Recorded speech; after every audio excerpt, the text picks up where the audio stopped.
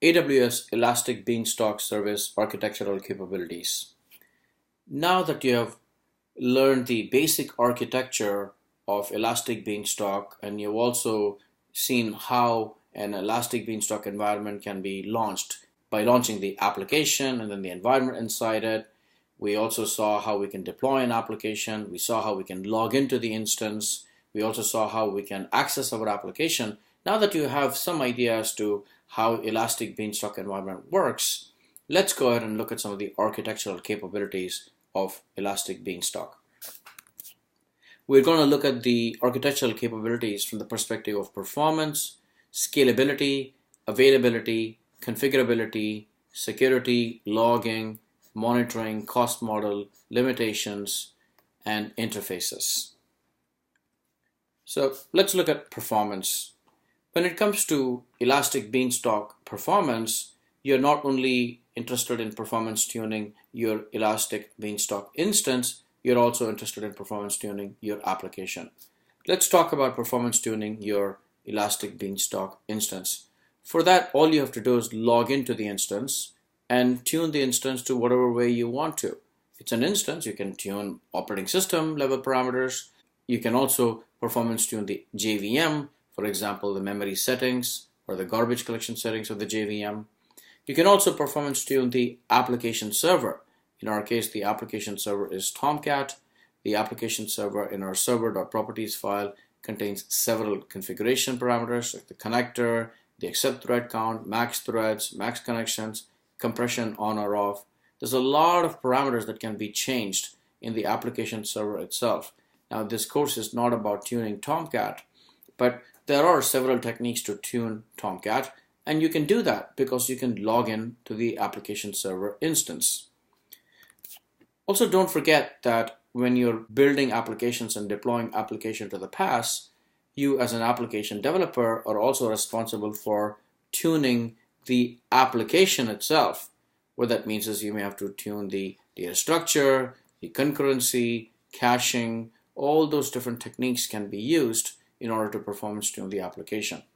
That's how you tune an Elastic Beanstalk instance and application. Now let's look at scalability. Scalability can be vertical scalability or horizontal scalability. Let's look at vertical scalability. If you want to scale your Elastic Beanstalk instance vertically, then all you have to do is change the instance types. If you recall, when you launch your environment, you can specify what kind of an instance you want, EC2 instance type, whether you want small, medium, large, extra large, and also there are different kinds of instances, different profiles of instances. For example, higher memory instance type, higher CPU instance type, higher IO instance type, higher storage instance type.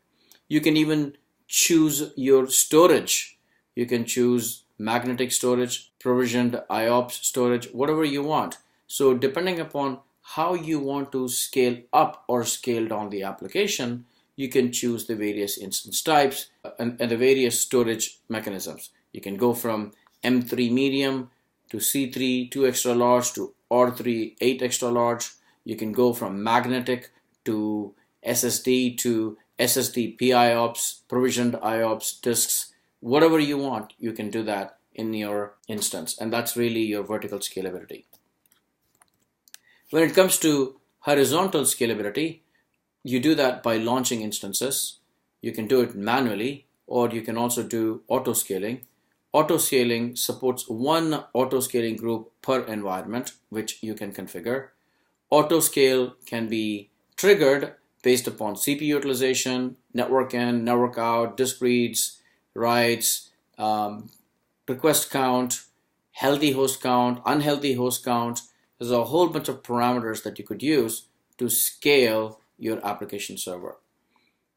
You can also scale your application servers based upon time. For example, you can say at this time you want to launch more application servers, and it could be a one-time thing, or it could be start application servers at this time and then shut down the application servers at this time. So maybe during peak times, you may want to launch a whole bunch of application servers and then shut it down.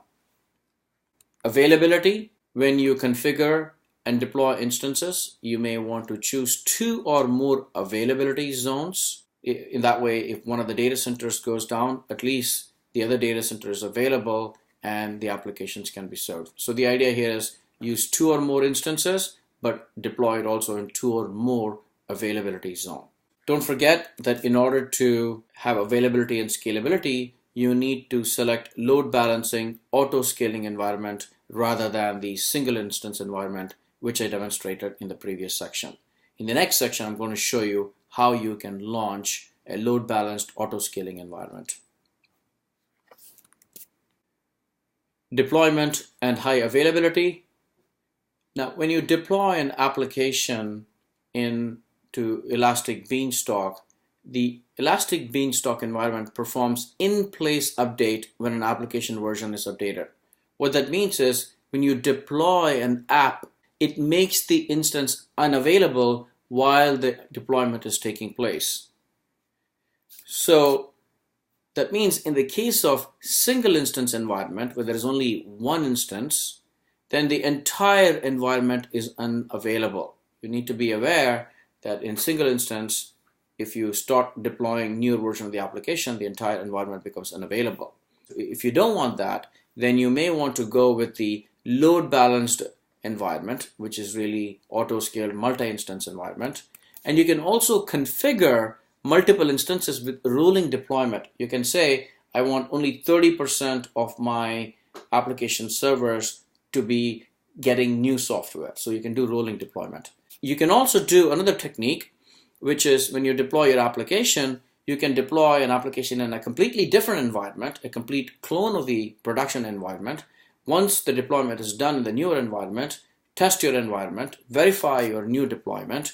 Once you verify it, then you simply swap the CNAMEs between one environment and another environment. CNAME is canonical name for your environment. When you swap it, suddenly your applications get swapped. In this way, you can instantly swap the production environments. Let's look at configurability. Many times, your deployed applications may have to be passed the environment information. It's the same application that may be running in dev environment, test environment, or production environment, or staging environment. And sometimes you may want to pass exactly what environment you are in, or even some special properties related to that particular environment so the application can do the right thing. You can configure environment properties using the admin console, and you configure it as key value pair combination. These properties can be then picked up by the application, by the Java application, as system.getProperty method calls. So you can say system.getProperty, and you can pass the property which can be picked up into a variable. In this case, I'm passing a JDBC connection string property indicating which database my application should be connecting to. You can pass any number of properties you want. So let's look at security of Elastic Beanstalk. When it comes to security, there is infrastructure security, platform security, and application security. When it comes to infrastructure security, don't forget that your Elastic Beanstalk instances are actually running on EC2 instances. So all these security practices that you learned up to this particular point, including VPC and security groups, all those things still apply for the underlying EC2 instance.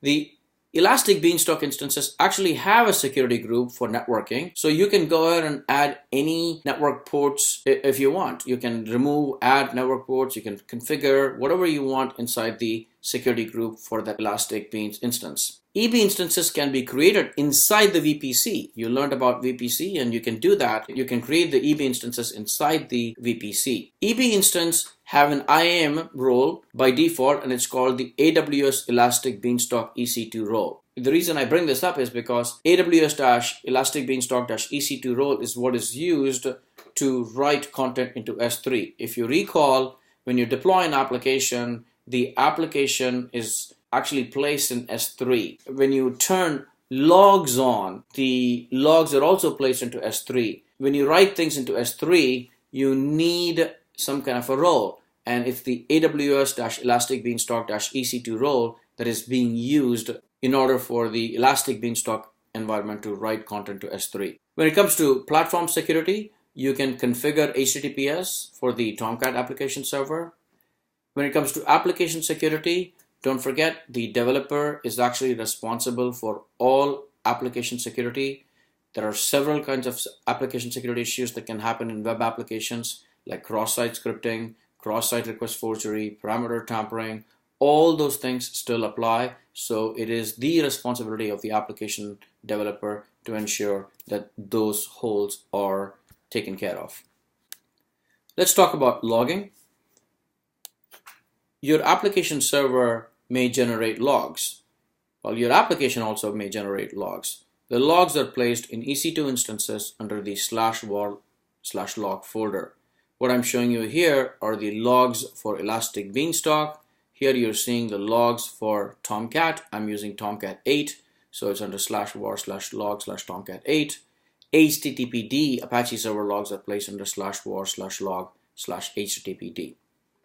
You can also configure optionally, this is an optional parameter, to place logs in S3.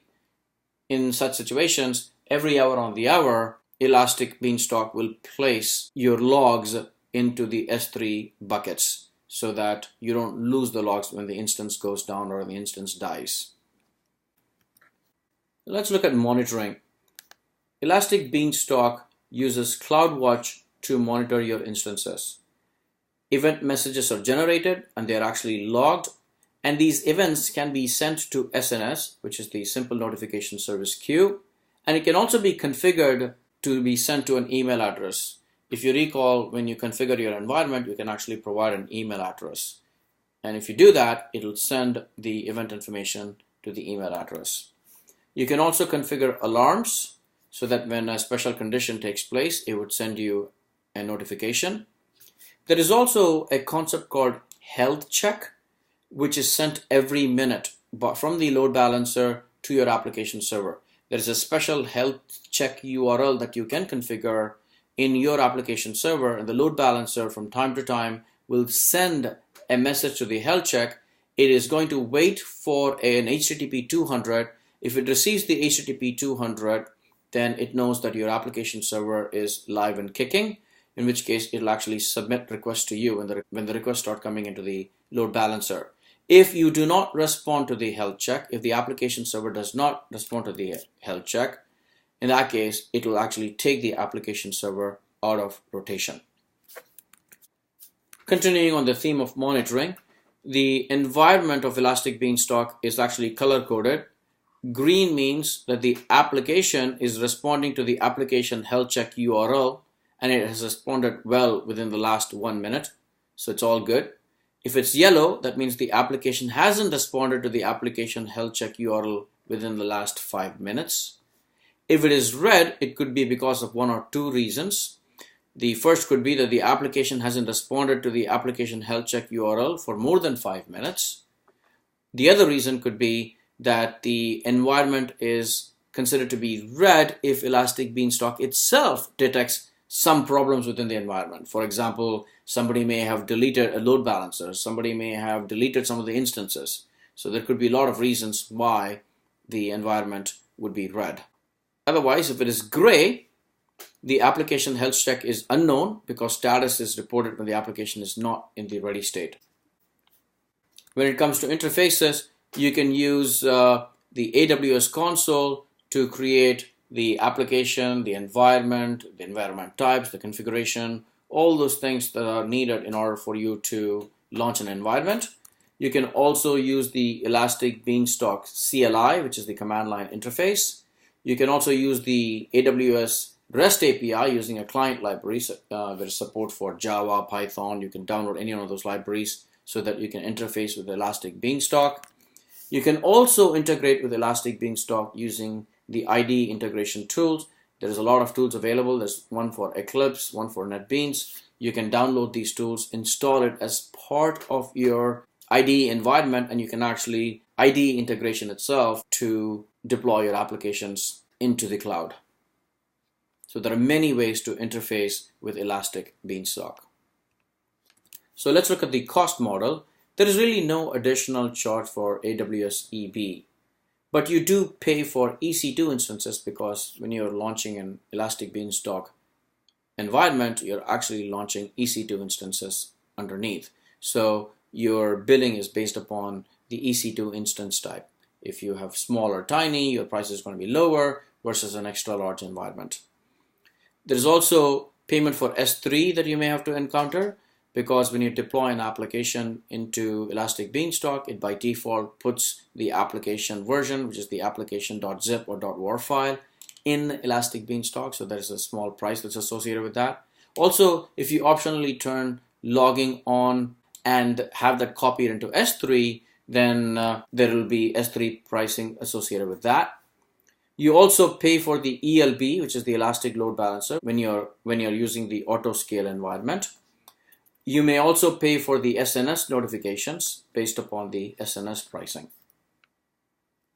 In terms of limitations, AWS Elastic Beanstalk does have some minor restrictions. For example, when you're launching your Elastic Beanstalk environment, you cannot really choose the AMI version. You cannot choose the AMI version. The supported AMI versions are really Amazon Linux and Windows AMI versions, and there are special versions of those things. You don't really get a chance to choose that. You can only choose the instance size, instance type, but you cannot really choose the AMI. You can only deploy one web application version to an environment. Typically, when you have Tomcat, you can deploy multiple WAR files into the Tomcat environment. But the way Elastic Beanstalk has done it is that they allow you to only deploy one WAR file or one zip file into your environment. Now, surely you can hack that in because you actually have the capability to log into the machine. So you may just copy the file into the web apps folder. You could do that, but by default, it's not supported. In summary, you can performance tune your Elastic Beanstalk instance, and the way you do that is by logging into the Elastic Beanstalk instance and tuning the JVM for memory and GC. You can also tune the application servers, such as the handler threads. And don't forget that you are responsible for tuning the application. For example, you may want to use mechanisms like caching and specialized data structures. When it comes to scalability, there is horizontal scalability and vertical scalability. Horizontal scalability is bigger instance type, bigger storage. You can do that. You can simply change the instance type and relaunch your Elastic Beanstalk environment. When it comes to vertical scalability, you can add more instances. You can also use auto scaling features to launch instances on the fly. When it comes to availability, you may want to deploy multiple instances, 2 or more instances across multiple availability zones. When it comes to configurability, you can pass parameters to your application using system properties. You can also read parameters using system.getProperty inside the application. When it comes to security, you can configure HTTPS for application security. And don't forget, the application developers are actually responsible for the app security itself. When it comes to monitoring, CloudWatch is used to monitor events, and these events are actually placed in the log files. You can also use SNS and email to have the events sent to you. When it comes to cost model, Elastic Beanstalk is free, but you'll have to pay for S3 because it stores the application and log files. You will have to pay for EC2 instance cost, CloudWatch for monitoring, ELB for load balanced environments, and SNS cost for notifications. When it comes to limitations, only selected Linux and Windows AMI are used as the underlying EC2 instance. You really cannot change that. Also, you can only deploy one application to an environment. When it comes to interfaces, you can interface with Elastic Beanstalk using the AWS console. You can use the Elastic Beanstalk command line interface or the REST API or even the IDE integration tools.